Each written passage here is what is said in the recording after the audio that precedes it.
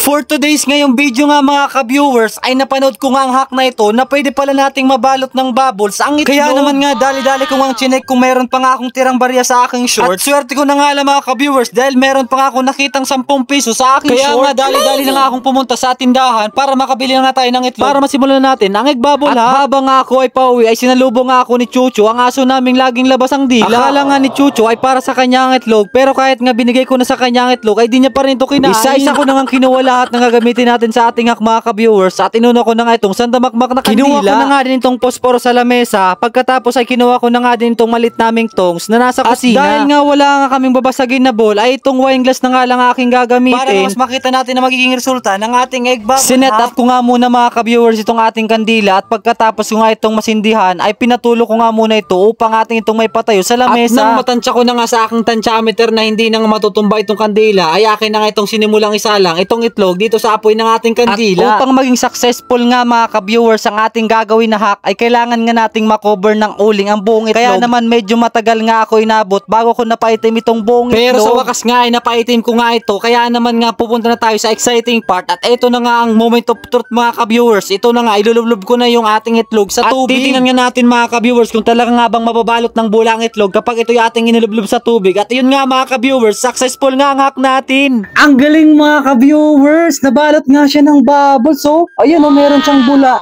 Grabe, ito pala yung pwede mong gawin kung gusto mong maging waterproof yung itlog.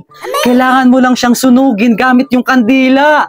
Subukan nyo na rin mga ka-viewers, siguradong mamamangha kayo. Hanggang dito na lang, bye-bye!